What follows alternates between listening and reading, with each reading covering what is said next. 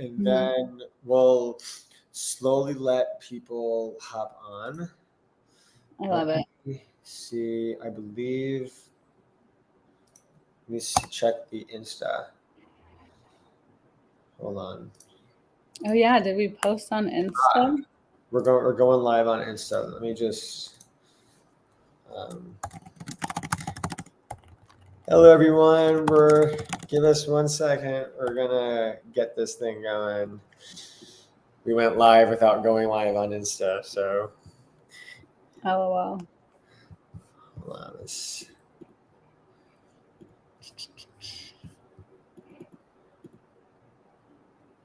okay. Well, I don't know if we'll really go live on Insta. Oh no, why not? All right, we're gonna try this one more time. There we go. Okay. We're going to try this now. Okay, so for those, we're going to try to just troubleshoot this as we go. But hello, everyone. Welcome to another week.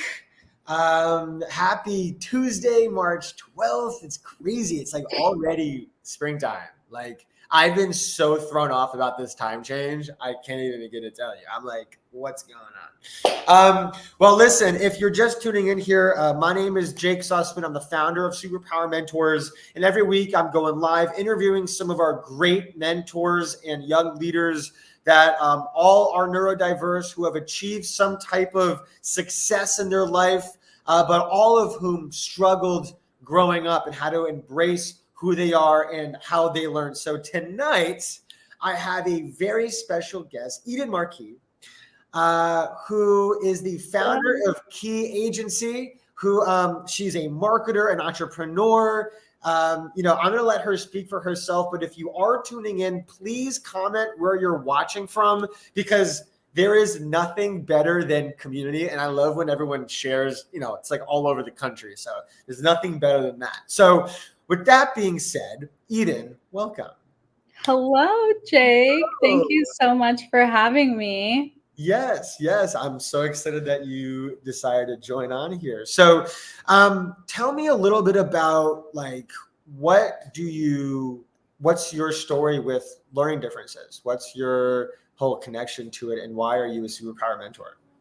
I am so excited to share this because it's not something that I talk about often or even enough. And it was really you that got me so inspired to talk about it a bit more. But my journey as a mentor that has led me, here really started early on. It was influenced by my experience with ADHD.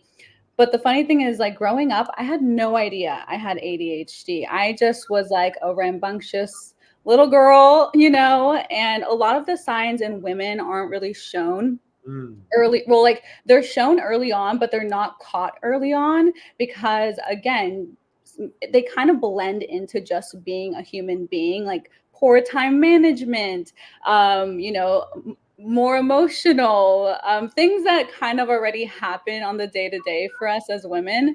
So for me, I just thought I was going through my hormones, whatever it may be.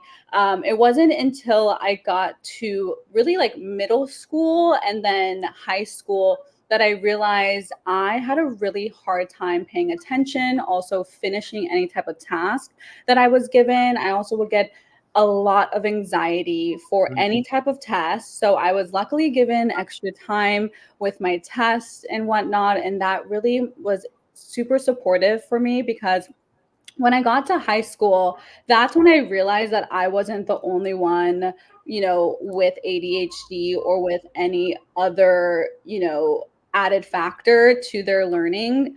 And I was able to be in a learning center group with other people that were similar to me. And it helped me tremendously once I realized that, hey, I can ask for help even if I don't think I need it, because that's all of us. I feel like we don't like asking for help, when in reality, people are just waiting to help us. So I'm really happy that in high school, I truly figured out like, hey, I have ADHD and I want to help myself. And it was really my mom that also helped me get the extra time, like all the different like abilities to excel in school. But that's really how it started. It was really in school that I realized I was kind of slacking with Right. my time management. So I want to just let's talk about this for a second because you brought up something, and also in honor of International Women's Day and everything. I think it's really good, especially talk about our girls. So if you're watching this, if you have a daughter who has a learning difference, who's neurodiverse, we're going to dive in on this because I think you are right. Like women are underdiagnosed, right? Like Yeah.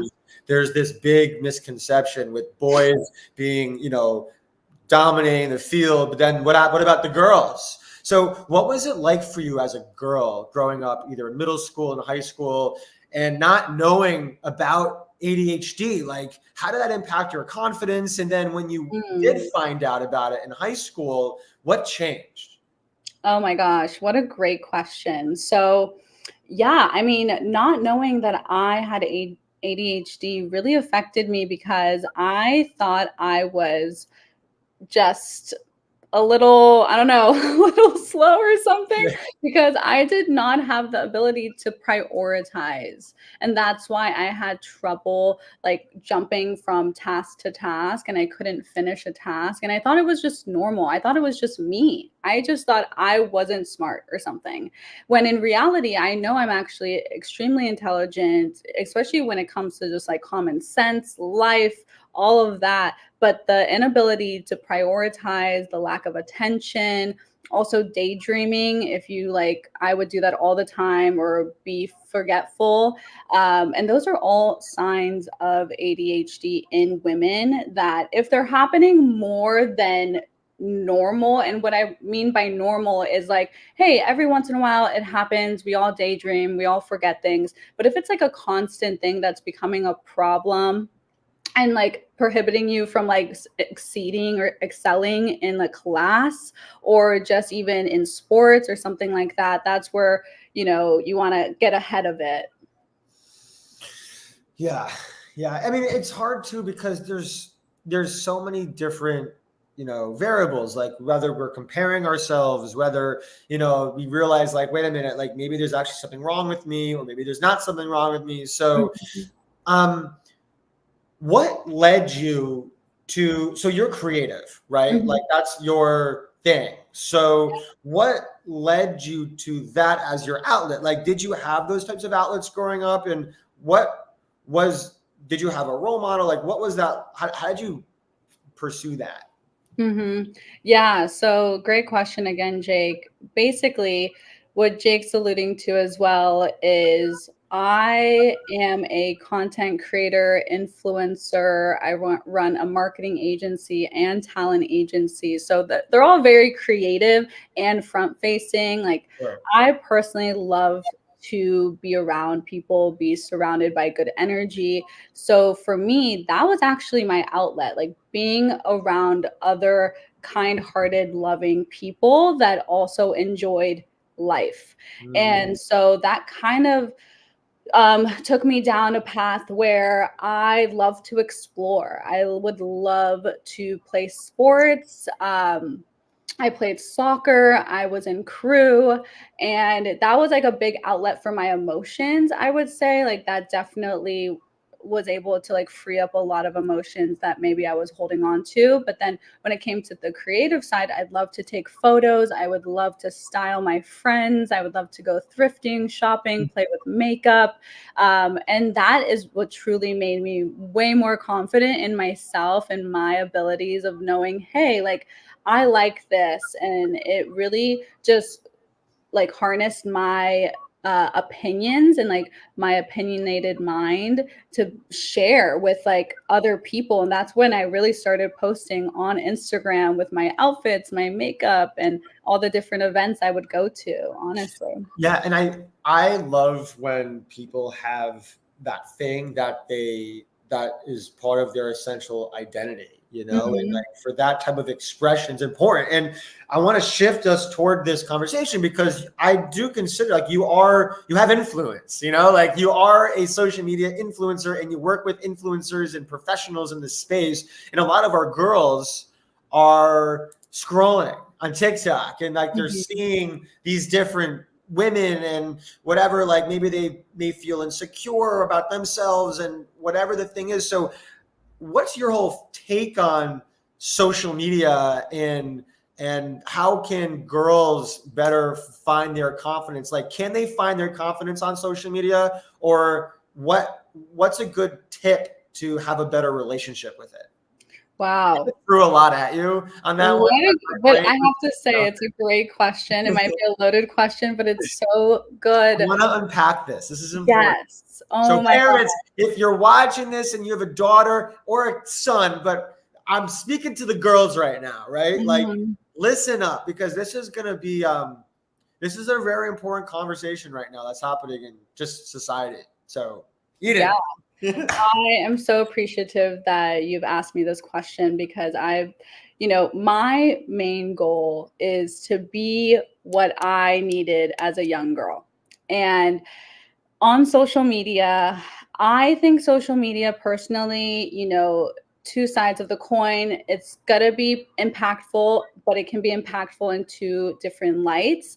Personally, if you go onto social media and your mind isn't right before going on, it's going to be, toxic no matter what. Right. So I personally think the work that we do before going onto social media is what's most important. And that's where, Whoa. What do yeah, you mean by like what we mean I have to work before I get on it? Like it's like dessert or something?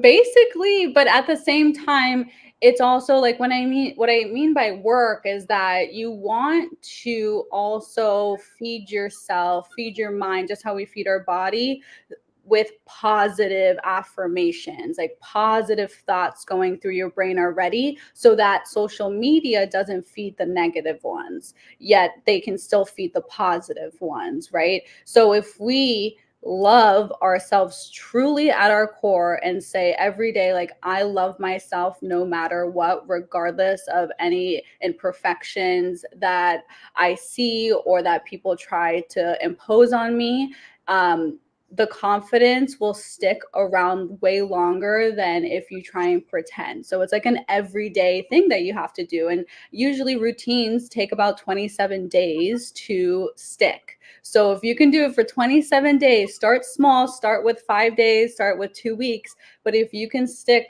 to really telling yourself positive affirmations and waking up excited to live life, that will tremendously changed the whole experience of going on social media. Yeah. Okay. So I love what you're saying, Mhm.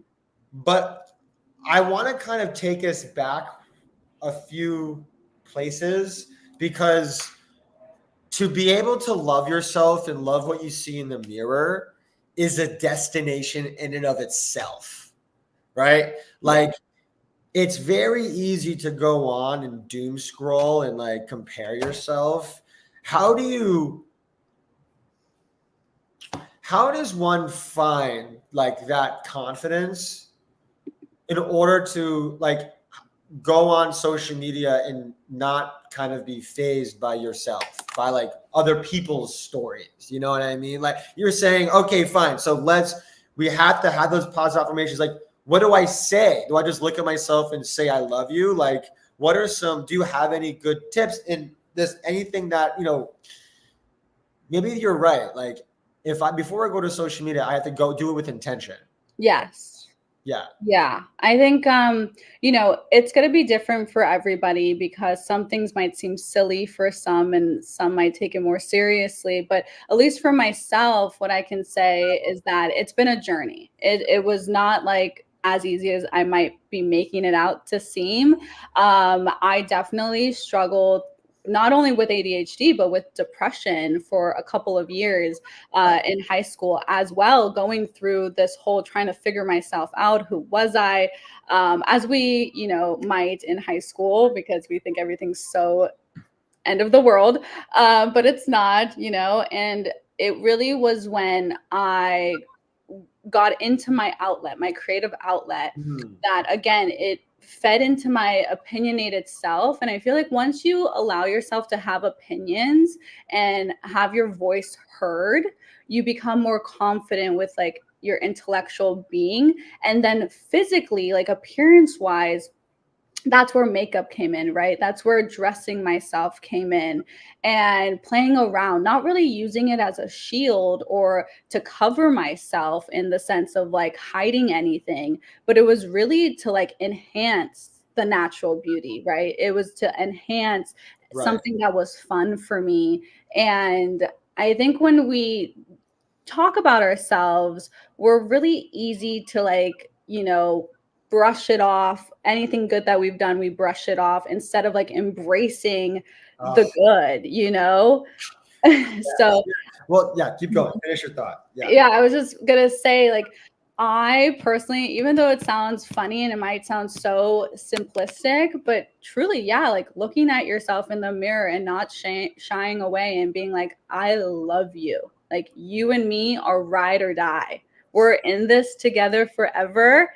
And I love you because I have to live with you, right? Like, how miserable would that be to not, but at the same time, I was there. I had that point where I would look at myself and I was not happy. And I didn't know why. I didn't know why I didn't love myself, but it was just day after day, just like saying it and believing it. And then also, like, lastly, like, a lot of our self like guilt or our shame comes from thinking other people don't like us, or we're so different from other people that they could never think we're cool or something like that. And so I had to release a lot of self-judgment that I carried from what I thought other people thought of me. So that is when I would tell myself as well, like, other people want to see me succeed. Bottom line. No one is here to hurt me. No one is here to see me fail. Like, people want to see me succeed, so I'm going to do that. I love that. I love that. And for just as a reminder for our parents watching, like, if you have any questions for Eden, just regarding social media or self-image or self-confidence, especially for our girls, this is a really great opportunity to ask. And of course, if you're watching after this live, you can always just reach out to me and I'll be happy to forward it to Eden. Yeah. So, and yeah. One more thing to add on the social media, because I did want to just touch on when you actually get onto social media, and this is something I do presently still. And, there's plenty of beautiful people on the internet. There's plenty of people that are going to be way more wealthier than you, way more physically, like, inclined than you. Again, it goes back to, you want to believe, right, that people want to see the best for you. So at the end of the day, you kind of have to give that out as well. So when you go onto social media and you see other people that are super beautiful or super fit or like have 5 Lamborghinis, I tell myself, good for them. Good for them. They're blessed, and I'm so happy that they are, because I know I have my blessings as well, and I'm grateful for them. And it switches something in your brain where it becomes a gratitude thing instead of like a lacking mindset. And I think that's been like the biggest shift in me when I go on social media. Wow. Because it's so easy, especially having ADHD, to constantly look beyond where you are, right? So that's that's just something. It's such a great reminder, and I appreciate you saying that, because it's so easy for our kids and for us to go on and compare. And that social media is not a mirror, Mhm. right? It's not a mirror. People post their best selves on there, Mhm. right? They don't normally, unless there are more accounts coming out about vulnerabilities, right? But if that's not what usually you see on social media, you don't see the struggling in class and college. You see the partying, right? So, but to remind yourself that you are your best friend, right? Mhm. Like Yeah. that, you are all you have at the end of the day. When the lights aren't on and the cameras aren't on, it's just you. So I think that's super powerful. Um, so now, so you start your own business, and I really admire that. Especially going from struggling in school to now you are as an entrepreneur. Um, what what's it like being an entrepreneur with ADHD? Like, do you find your ADHD to be a gift or something that's more of a challenge running your own business? Yeah. I have to be honest, it's both. It's honestly both because I am a really good multitasker. I love to multitask, even though it's actually, recommended not to. Really, it's not. It's recommended not to. But I will say that I am a list maker. I have to Mhm. make lists because the simple satisfaction of checking something off for me is everything. And my mom actually was the one that got me into writing lists because she showed me her journal from when she was in college, and it was just so cool to have her like be able to go back and see everything Oh, that she that's so accomplished. cool. Right? It's incredible. And like now thinking about it, I'm like, yeah, you can go back like 10 years from now and see everything you've accomplished. So it kind of adds to your confidence as well. But when it comes to like for forgetfulness or time management, like I've had to really be strict with myself on like giving myself extra time. Like for instance, like I work with a couple of different brands and I have to go into office and work with them. And when we have our meetings, I have to tell myself to get ready 2 hours before, knowing that I'm going to be running 15 minutes late so that when I get there, I'm actually 15 minutes early. See, So, I love that because mhm, it's so easy to like go right until the end, right? which I used to do. Yeah, but to like plan ahead. Wow. So let's talk about like you as a mentor. So you're a mentor for Superpower now. So um what what's that experience like? Like how is that for you, and like why did you want to do that?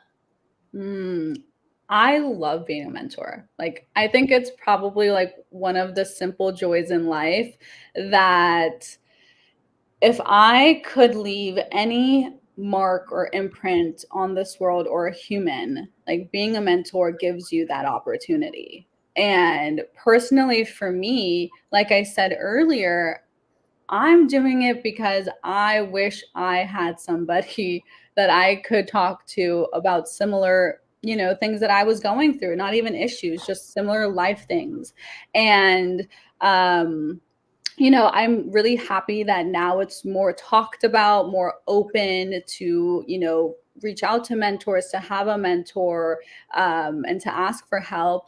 But back then, I don't think it really was. And so for me, being a mentor now, it's so fulfilling. Like it Yeah. really, truly makes my soul like dance. Mhm. And I personally like to do things that make my soul dance. Like, life is somewhat short, but then also long at the same time. So to spend time with young adults, young kids, and really, teach them, but also be their friend.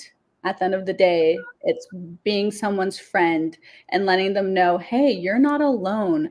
You Yeah. have somebody that cares about you, that wants to see you succeed. That's all I could ever ask for, honestly. Yeah.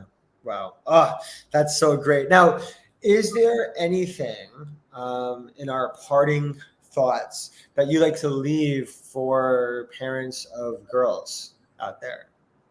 Any words of wisdom?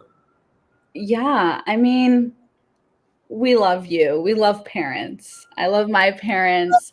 And I know middle school, high school. even college, it's not easy. It's basically all our first times on this planet, right?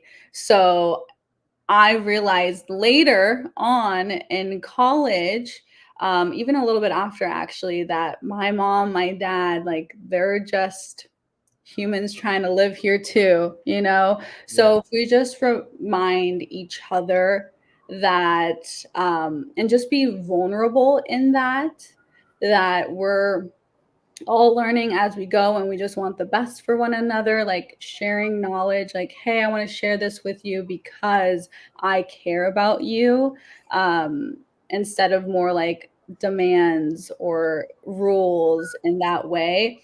It makes it more loving and personal. And I think that's what's really been helpful for me too, whenever I even interact with my friends, with mentees, or even with employees. I come from more of an understanding place where it's like, we're doing it for the greater good, not because, like, just because I want you to. Yeah. And that's helpful. Yeah, no, that's amazing. Wow, this was so much fun, and I'm excited for parents. Should you have any other questions, please make sure you either ask it now or just shoot me a message. I'll be happy to answer that for you. But Eden, seriously, thank you so much for coming on. You're such an inspiration, and for all you families out there, like just keep it going. We're here for you. That's why we're here. Hmm. And have a good night, everyone. Thank you, Jake. Welcome. Bye.